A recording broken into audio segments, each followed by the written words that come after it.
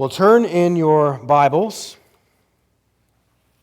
to Matthew chapter 4. We're going to be looking at a slightly bigger chunk today, just the rest of the chapter, verses 12 through 25. And sometimes, even in a gospel, you hone in on one verse.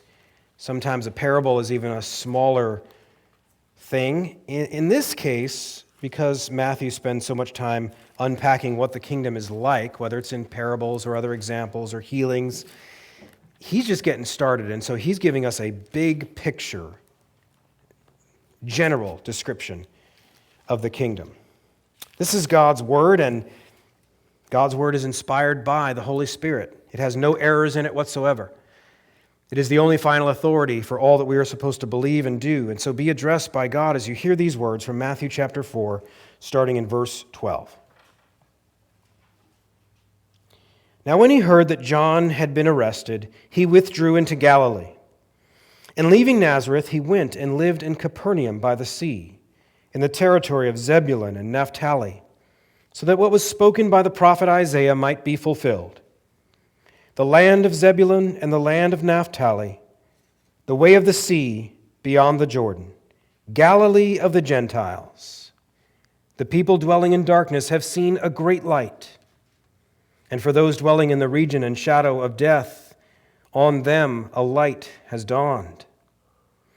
From that time Jesus began to preach, saying, "Repent, for the kingdom of heaven is at hand." While walking by the Sea of Galilee, he saw two brothers, Simon, who is called Peter, and Andrew his brother, casting a net into the sea, for they were fishermen. And he said to them, "Follow me, and I will make you fishers of men." Immediately they left their nets and followed him.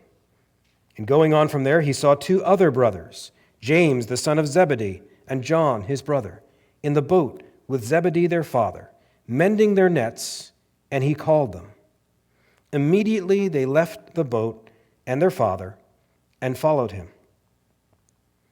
And he went throughout all Galilee, teaching in their synagogues and proclaiming the gospel of the kingdom and healing every disease and every affliction among the people.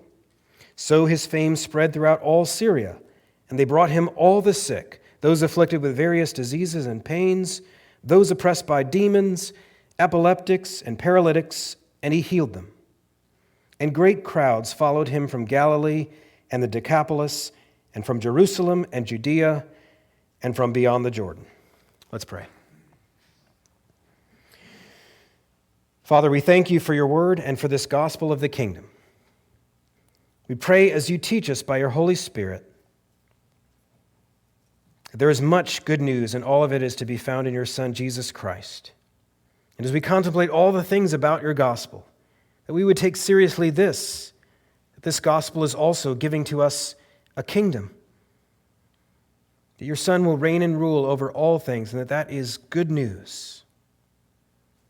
And as he reigns in our hearts now through this word, we pray that something of the vision and the greatness of this kingdom, as you restore hearts and minds through your Son, something about this would be attractive to us, that you would give us ears to hear and eyes to see and spiritual taste buds, that we would taste and see that you are good and that your world, where Jesus makes all things new, would be attractive to us, and that we in turn would be changed and make it attractive to others. We pray this in Jesus' name. Amen. The title of the message today is "The Kingdom of Heaven is Here on Earth."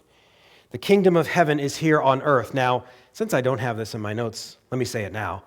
Just as a little qualification of that or balance, think of where Jesus says before Pilate in John 18, "My kingdom is not of this earth." Just like these passages in the Synoptic Gospels are sometimes taken out of context by some, so that statement by Jesus to Pilate can also be taken out of context as well. When I say the kingdom of heaven is here on earth, I mean that it makes landfall. The king has arrived. It doesn't just stay up there. It's not ethereal. It's not just something that's spiritual, not physical. On the other hand, as Jesus was saying, it is not of this world. It does not originate here. It does not owe itself to here. It doesn't owe anything to us or the people in this world. Jesus doesn't borrow from things. Jesus isn't getting us to ask our neighbors, what would you like to see in worship? And what questions would you like to have answered by Jesus and so forth? It's not of this world, meaning it does not pattern itself after the kingdoms of this world. That's what Jesus means. Jesus does not mean that it does not make landfall, that Christ is not Lord over all things, that it does not affect all of our lives. That it does.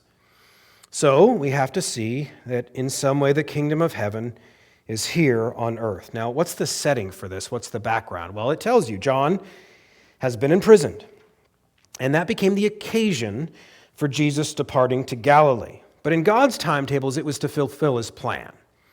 When you read these things in the gospel, don't read them to be that Jesus was taken aback, that he was driven by the schemes of men and so forth. These are the occasions, but if you look, there's a prophecy here in this passage. It's really drawing attention to God's timetables. Yes, John's imprisonment was the occasion, but all this had been foretold by Isaiah. Something bigger was happening here. Now, there's a little bit of geography. If you have a study Bible or something like that, you can kind of get it, but we're constantly told that we live in a post-Christian culture, so I don't want to assume anything of the geography. I don't have a map or anything up here, but if you could just kind of see the Dead Sea down here, the bigger sea, and Jerusalem to its west, the capital city, and if you follow the Jordan River, you'd arrive eventually at the Sea of Galilee. And that region, called here and even called back in the prophecy of Isaiah, Galilee of the Gentiles. One way to look at that is as sort of a backwoods. And certainly the people in Jerusalem, those who were traditionalist Jews, would have looked down on the people up there in the area of Galilee. So it's about 76 miles north. By car, it's about 2.5 hours to get to that region. Obviously, they didn't have cars. It'd be a bigger walk up there, or however it is you got up there. But the point here is that it's really symbolizing a place of darkness. Cultural darkness.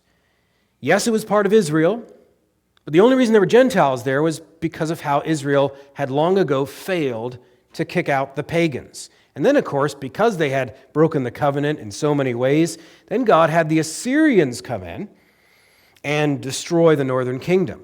So you had all these half-breeds called the Samaritans, but then you also had pagans. After Alexander the Great came and spread his empire everywhere, this was 1/4 of that empire, the Seleucid Empire. And so it was all, I should almost say, Greco-Romanized. I guess that's a word. We'll go with that. There were pagans there. There was Greek culture. There were things that were offensive to Jewish culture. But it was hardly in the middle of nowhere, because the cities that are brought up here, especially Decapolis, and just think about that word, city of 10. So just do a little etymology there. This was not a backwoods kind of place. That's not the idea here. But it's treated as a land of darkness because there were pagans, because it was that kind of a thing. But the villages were well populated. So with that backdrop, here's the big idea. Here's why we're getting this big picture sort of general treatment and introduction to what the kingdom's like, meaning what the church was like when Jesus first showed up. He's setting a pattern for us in some way, in general, but it's a pattern. Here's the big idea, that the king has landed and the retreat of darkness has begun. From the prophecy, you see that imagery, light versus darkness. The king of light has come, and he's picked a very specific, very intentional about the place he's picked. And the retreat of darkness will begin from that land. And we'll see that in 3 ways. We'll see first, heaven invades earth through the local. Second, heaven invades earth through the lowly. And third, heaven restores people in mind and body. Now, these are very generic, but I think, and we'll see in some of these points, we should let this convict us too. First, heaven invades earth through the local. Why is it important to have all that background, all that geography and that prophecy and all these different things? That Jesus would spend most of his ministry up there in Galilee rather than in the great capital city of David's kingdom of old. If you were a political advisor to Jesus, you wouldn't be, because he's not hiring. He doesn't need our advice. But let's say you were. where would you advise Jesus to go? You wouldn't advise him to do this. You'd go to Jerusalem. If this is the true king, why not set up right there in the royal city of old from the start? Well, it might surprise you to know that nagging question, if you are the Son of God, does that sound familiar? That was last week. If you are the true king, that question didn't stop with the devil's temptation.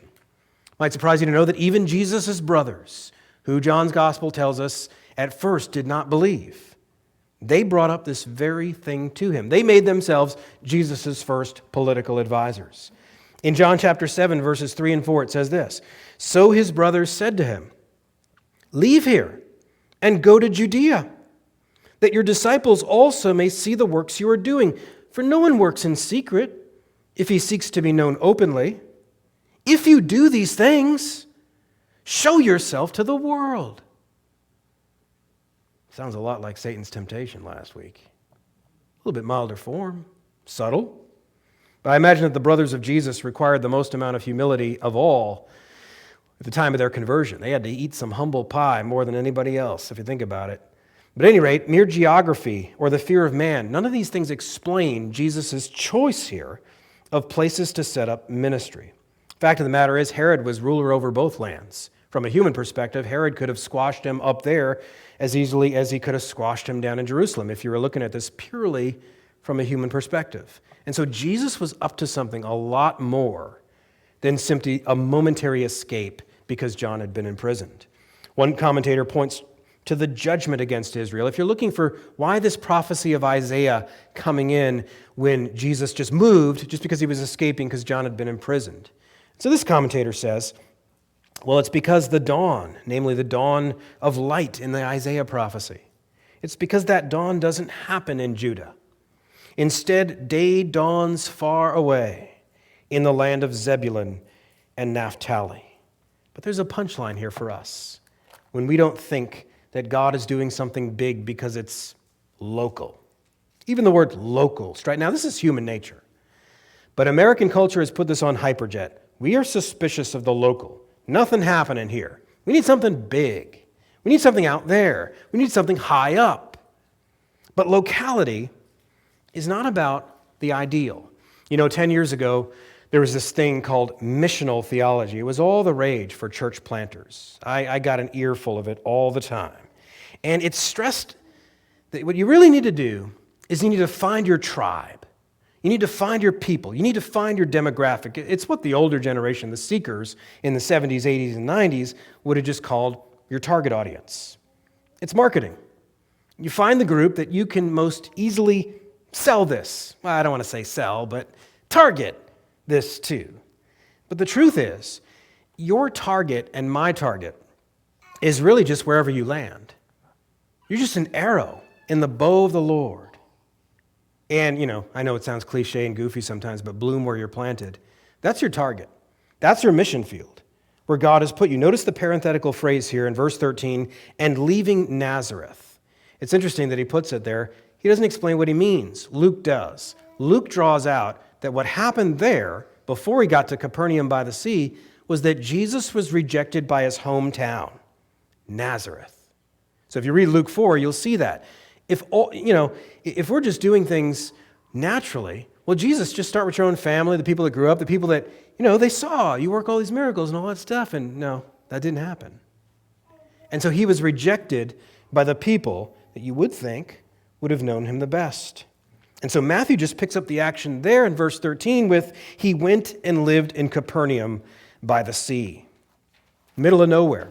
That's what we think, if we're being just political advisors, marketers. And so this invasion of local earth is compared in the prophecy to light. That's really the key thing to get here. And all these advisors are after light too. They're after explosions. They want something to happen. But God is not saying that nothing's going to happen. Something's going to happen, but it's going to happen locally. Jesus calls himself the light of the world in John 8:12. And the imagery is of that light piercing into a dark world. And he could have turned on all the lights at once. Jesus could have shown up in all his glory, so that there was no darkness at all. 1 John 1:5 says that God is light, and in him is no darkness at all. If God showed up like we demand that he shows up, C.S. Lewis said that in Mere Christianity, people talk as if meeting the gaze of absolute goodness would be fun. Lewis said they need to think again. They haven't dealt with, the way Ed Selm would say it, they haven't dealt with the weight of their sin. You want God to just show up? You want God to just rend the heavens, like it says in Isaiah, and just show up? That would not be good news if you were a demon or if you were a sinner who was not reconciled to God, who does not know Jesus Christ. It would not be good news for Jesus to just come back and there to be no explanation of how you get right with God. And so God could have turned the lights on all at once. Jesus could have come that way, and it would have been a coming back since he is God and it all belongs to him. But God chose to send his Son to pierce the darkness at a point. The incarnation was local.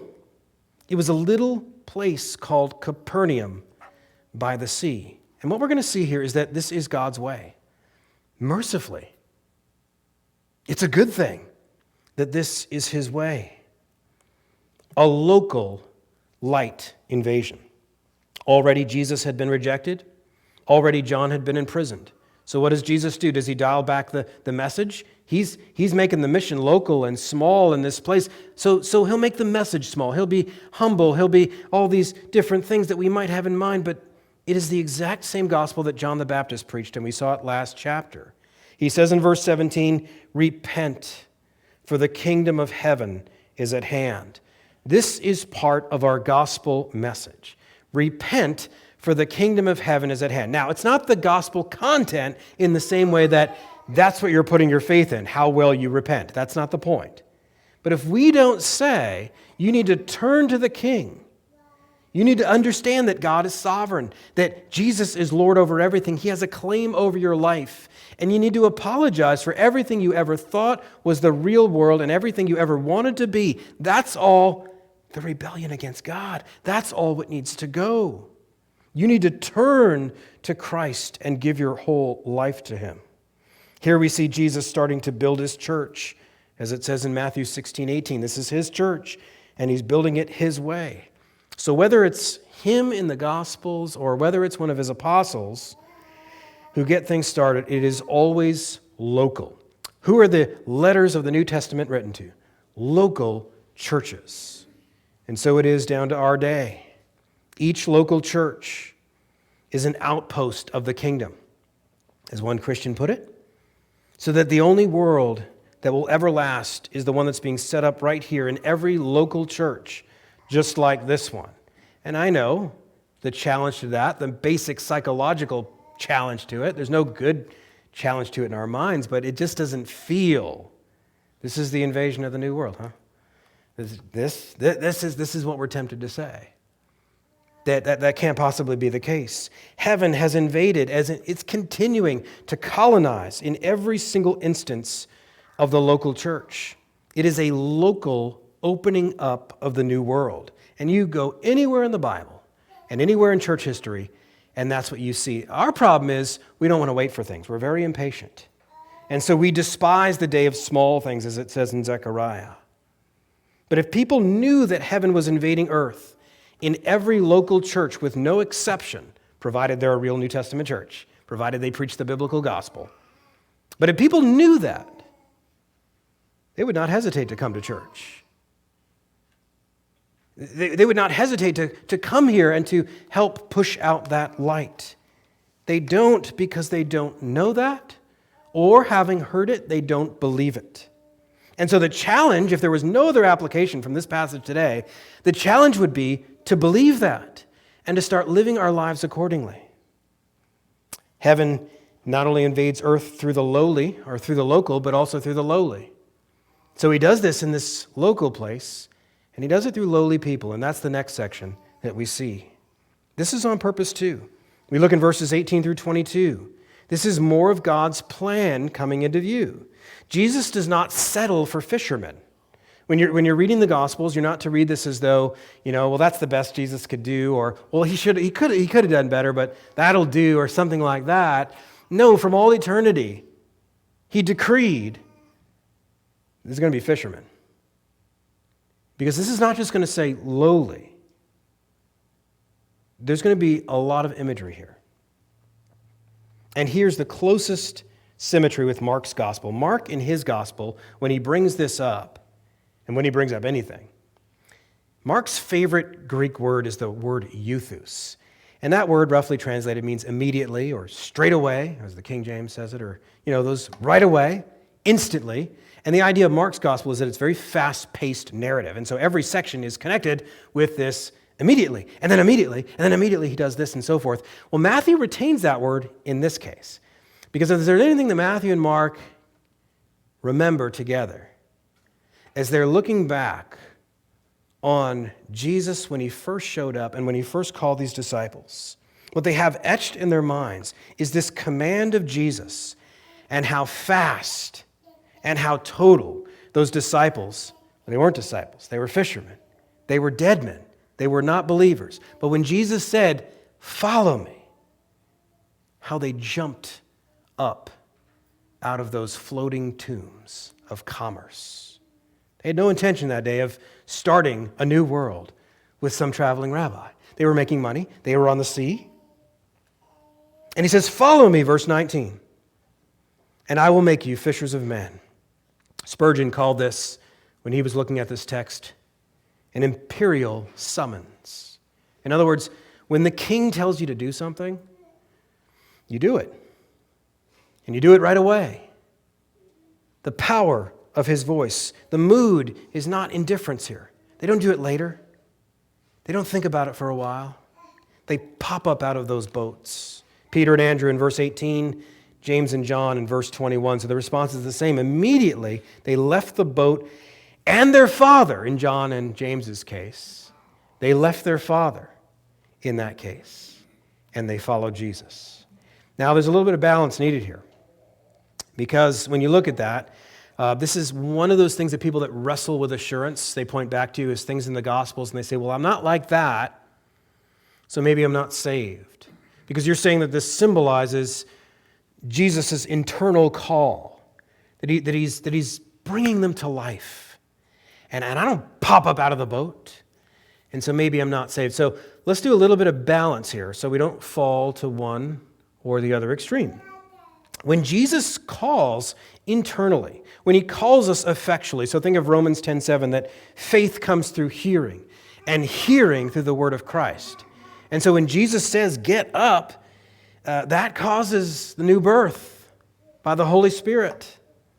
But on the other hand, we need to remember that this is a narrative. And narrative in Scripture teaches by signs. It gives us a little bit. It can't tell us everything. It can't tell us how it's going to apply to our lives in every single detail. How big would that book be? We'll never scratch the surface. And so narrative communicates to us in symbols, in general principles. And so the purpose is not a one-size-fits-all formula for what conversion has to look like in every respect. So let's avoid two extremes here. On the one hand, yes, be convicted. Yes, stand in awe at the power of Jesus to draw sinners to himself. Understand that it does cost everything, this thing called discipleship. It does involve leaving things behind.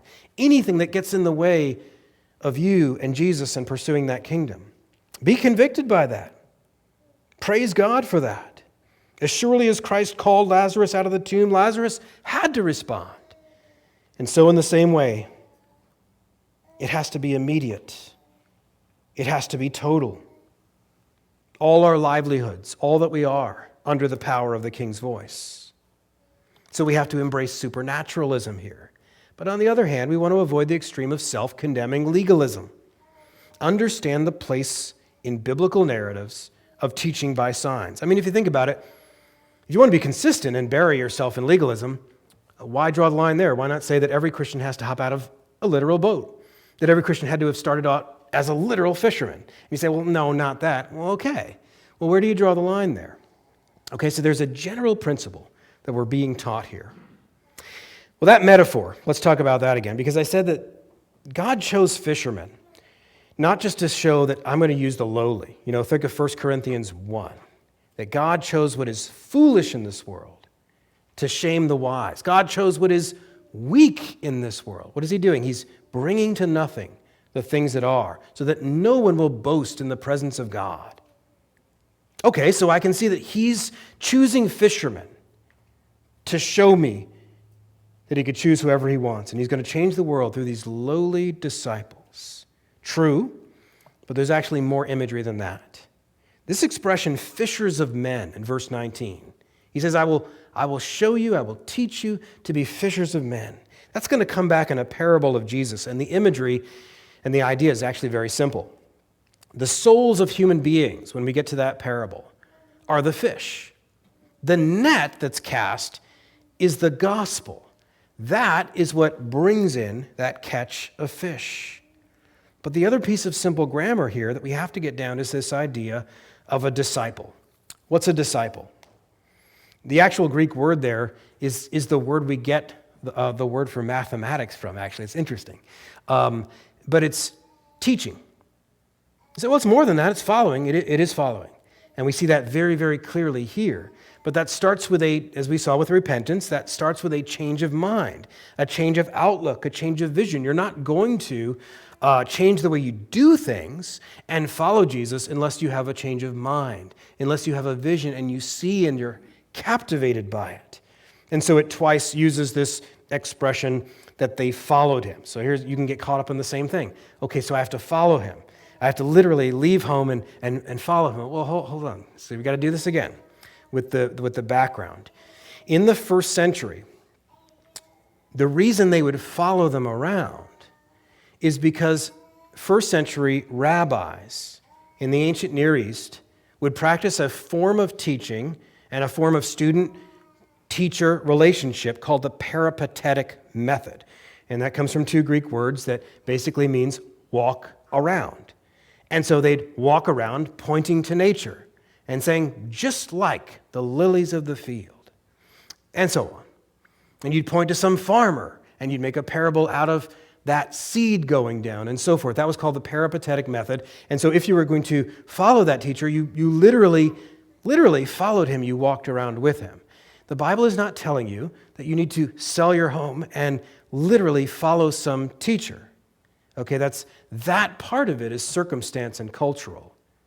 But you do have to bring your life under the form of teaching. Romans 6:17 talks about that we become slaves to the form of teaching that we've obeyed. Formerly, we were slaves of our passions and unrighteousness. We were letting the world be our teacher. We were being a disciple of what we see on our social media feed or whatever else. But we have turned to a form of teaching. And so that's very, very crucial to the meaning of disciple. And so these are the two first points to get. That heaven invades through the local and it invades earth through the lowly. And that brings us to this general picture at the end of the passage. Heaven restores people in mind and body. And when I say that, I mean, of course, heaven's king. Jesus restores people in our minds and then out to our body. And the order is going to matter there because all sorts of questions of our dissatisfaction about the way that the kingdom is maybe taking a long time. Or if it says, by his stripes you are healed, why aren't we literally healed right away, all the time, from the beginning? And we can ask questions like that.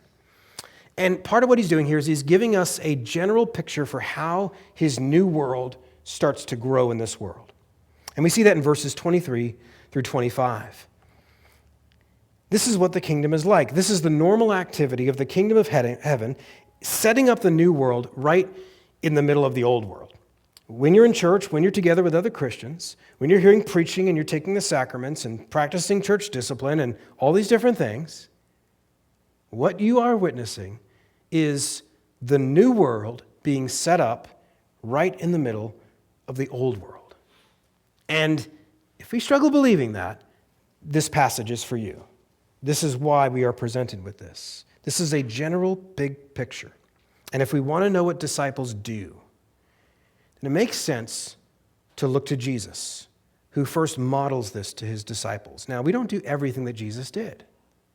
There's things that Jesus came to do that we are not given to do.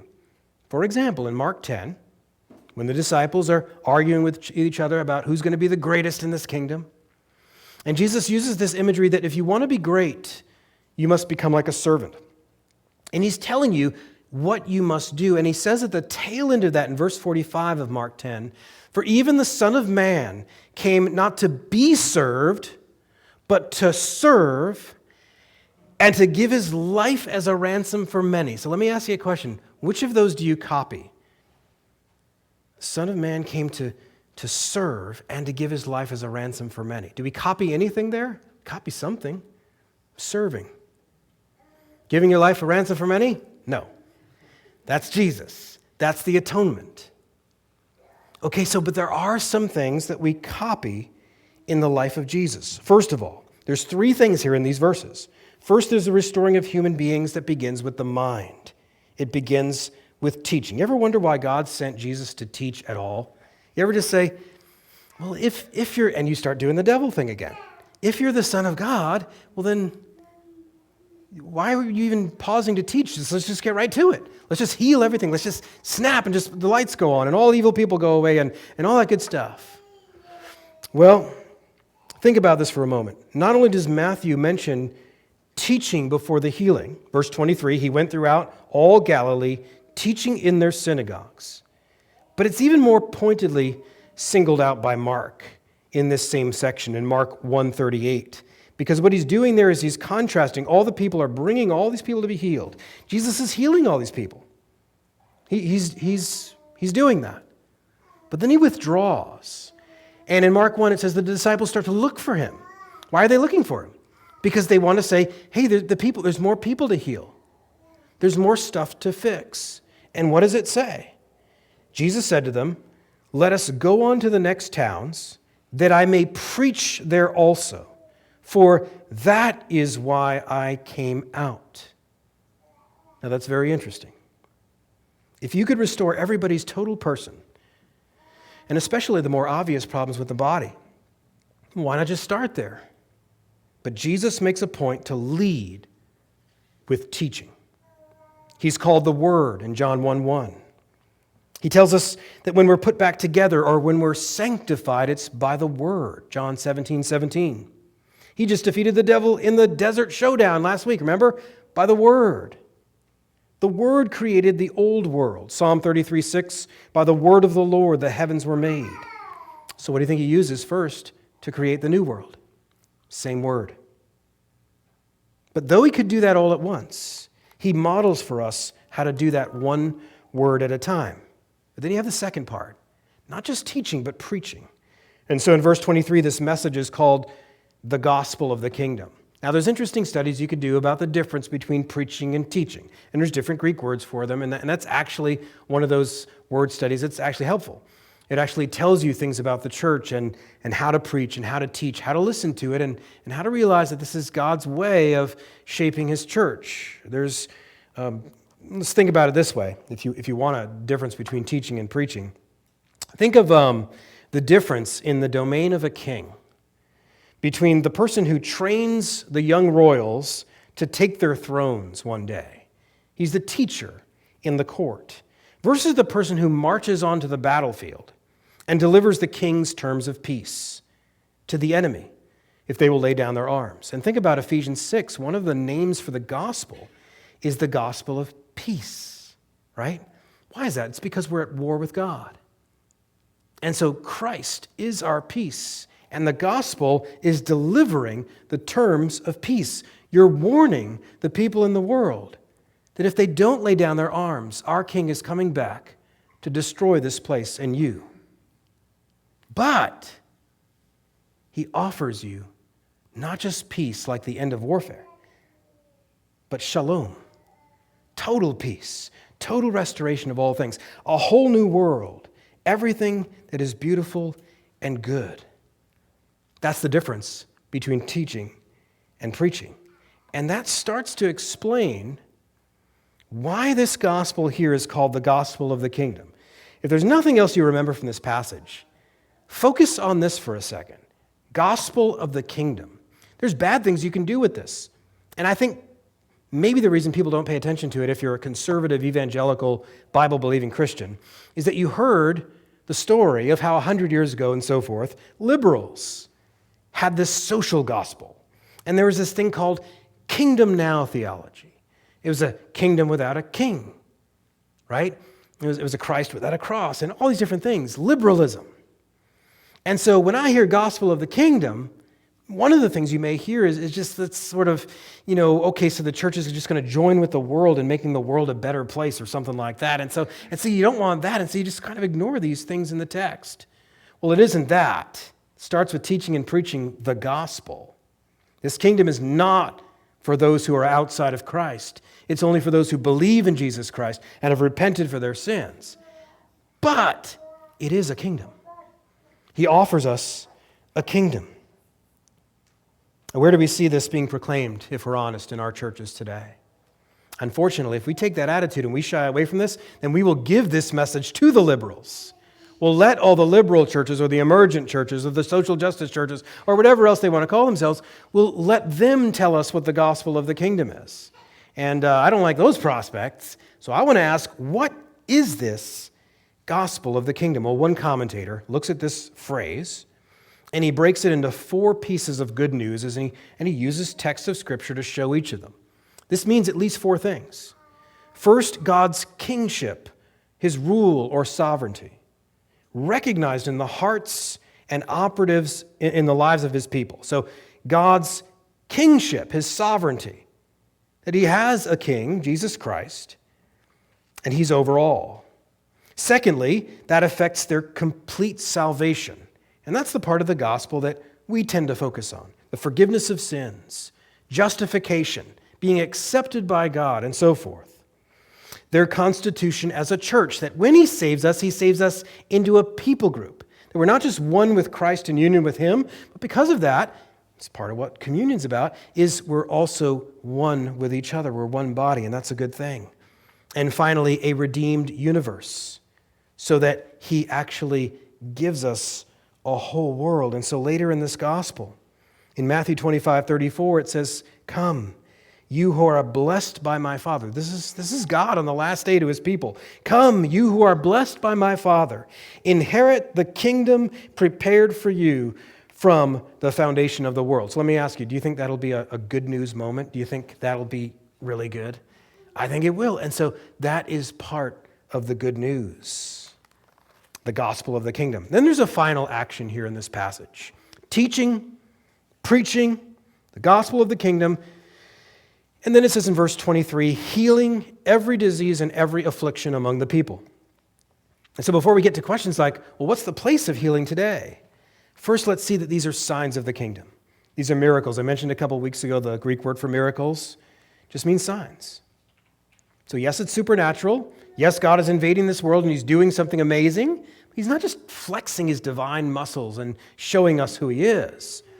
He's pointing to something about the coming of the king, something he's going to do for us. So later on in the Gospels, we'll see someone healed of blindness. We have spiritual blindness. Healed of deafness. We can't hear a thing of spiritual truth. A man whose hand is lame, on the Sabbath, he heals him. Of course he does, because he couldn't celebrate the Sabbath. He couldn't do any work the other 6 days of the week. And the Pharisees didn't get that, and they were attacked. What's he doing in all of these things? It's a real healing, but he's symbolizing something that he does for us, and we need him to do it in total, not just once. Lazarus was raised from the dead. That's pretty amazing. But in Luke 16, the rich man and Lazarus, one of the things he says is that even if someone rises from the dead, they still won't believe it. Miracles are not God answering to our demands. Oh, you're skeptical? Okay, I'll juggle another thing for you in the universe and still don't believe. I'm really desperate for you to believe. No, that's not happening. He's pointing to something that Jesus does for us. And it's the same thing here. And Hendrickson, in his commentary comments, he says, Jesus never asks a sick person, are you a Jew or a Gentile? And so if you look in the rest of the passage, it's the last point I'll make here, Jesus is indiscriminate. It's like he opens up the fire hose of heaven. And he's opening up all this healing. and all these signs of what the new world is going to be like, where there's going to be no more oppression by demons. There's going to be no more sickness, no more distortions, no more injuries, no more death. But if we get impatient about that, and that is understandable, if we ask those questions, why doesn't he just heal right now? We do need to understand that the Bible very consistently tells us that he's going to put away all those enemies at the end.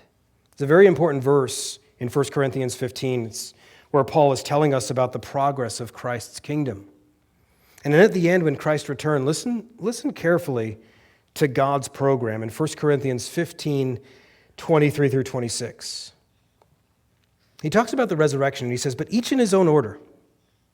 Christ the firstfruits, then at his coming, those who belong to Christ. Then comes the end, when he delivers the kingdom to God the Father after destroying every rule and every authority and power. For he must reign until he has put all his enemies under his feet. The last enemy to be destroyed is death." So that tells me a couple things. One, he is reigning in this time that he's putting away all of his enemies. But he says, each in his own order. Paul is saying to us, God has an order. And if death is the last enemy, and he puts that away at the end, that's the sum total of everything included in death. Disease, sickness, other maladies, that he puts that away at the end. When Jesus came the first time, he struck at the root of death. He defeated Satan, sin, and death at the root. But it is in God's good and wise plan. And our task is to find contentment and patience and understand what he's doing. And he does tell us some of what he's doing. He's bringing glory to himself in a people and in a church and a kingdom that he leaves in this world to combat evil, to combat even and especially the evil in our own hearts. That glorifies him. Let's apply this to our lives. First, by correction, and only two applications for this at the end. This text brings a rebuke to us. Remember that first point about God invading through the local? You know, it's one of those things, it's like if it's good enough for Jesus, maybe I should get off my high horse about this particular complaint and realize that if Jesus could stoop down to this particular thing, maybe I've been looking at this all wrong if I think I'm above this. And this is one of those examples. No one made a greater move downward and inward to a more refined local point than Jesus. Jesus, who was above and beyond and over all, came down further than anyone else and localized more than anyone else. And fallen human nature has always had this wanderlust to get beyond the human local. It's not good enough. And it's more than just the grass is always green on the other side. That's human nature. But this takes a lot of manifestations. You know, I always wonder, when I'm at a text like this, just doesn't seem to pop as much as a singular miracle of Jesus, or maybe a short parable, or the showdown with the devil from last week. And there's this general depiction of the kingdom, and like, why? I almost feel like I feel unbelief. You know, I get that as a preacher on myself. I feel unbelief. Why doesn't this seem to pop? Why doesn't this do it for us? And I think it's this charming vision that some earthly center can get the job done better for us all. Something that can bring order out of chaos. Something that can function as some bigger soapbox, some bigger megaphone, some bigger stage. And this big-time syndrome that we have is just, like I said before, it's put on hyperjet in American culture. Everything in our culture amplifies this desire to get beyond the local. We do it in a lot of ways. Obsession with celebrities, living our lives vicariously through them, to utopian politics, to settling scores on social media, to always putting off life till things get perfect or more ideal. It'll never happen. To checking one's brain at the temple doors of some expert class. What are we doing when we do any of those things?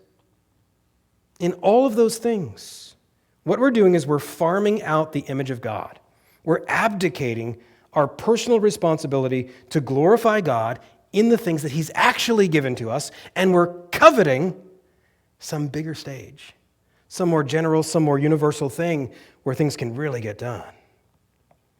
We are not exercising dominion. We are not discipling the nations right in the place where God has actually placed those people. Personal responsibility is local by definition. No, I want a personal responsibility through those celebrities. That's not personal responsibility. That's the exact opposite. The image of God in action is irreducibly local. That's where it happens. And if the local feels like meaningless bondage to us, then our fundamental problem is discontent with God's design to invade this world through your real earthly life in the local. This passage is also an opportunity for praise, though. Think of the prophecy and think how that sets up this whole picture. We forget what a darkness that we've been saved from. We were among those Gentiles, not there, in that region, but that was the start of saving us. We weren't Jews, most of us. And if we were cut off from that nation of old anyway. So it's really a miracle, if we're looking for miracles, that we would be drawn out of the nations, that we would be reached given the darkness that we were in. We forget how it was that we who are in darkness have seen a great light. And we might wonder sometimes why we don't see more light here or there. But we can only ask that question because we see it in God's light. Psalm 36, says that, in your light do we see light. This light is why there's anything good at all. We might often wonder why there's shadows here or there. Why isn't it moving faster? But that only makes sense if there is a light. If there's not, we can't even ask the question. So here's the problem.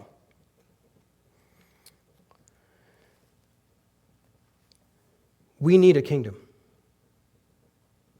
We don't just want to escape earth either. We want to know that the things that God made good, down to the littlest things like bodies, animals, nature, relationships, we want to know that God is going to fix all of those things. We want to know, to put it in the words of Tolkien, that everything bad will become untrue. And you can't do that by shrinking the gospel only to your personal relationship with Jesus. It has to be good news that He is making all things new. And in fact, the more we think about all these things, what we really need, what we really desire, the more we get a sense of what it means for the good news to be a whole kingdom. So I know this was general today. It's sort of a general picture. It wasn't one of these radical one healings or parables, and we will get to that. But what we're seeing here is that Matthew is starting to set up the picture for what the king and what the kingdom is really like. So let's pray. Father God, we thank you for giving to us a kingdom. And even that scene of the end of the last day, where you say to us to enter, that you have given this kingdom, that you have prepared this kingdom. That it is your good desire to give to your children the kingdom. Teach us what that means in your word over the weeks to come, that we would live in its light today, and that we would be a light in the place where we actually are. Father, forgive us for discontentment in where you have called us to be disciples and where you have called us to be sent and to disciple others. We pray that you would make this change in us, and we pray it in Jesus' name. Amen.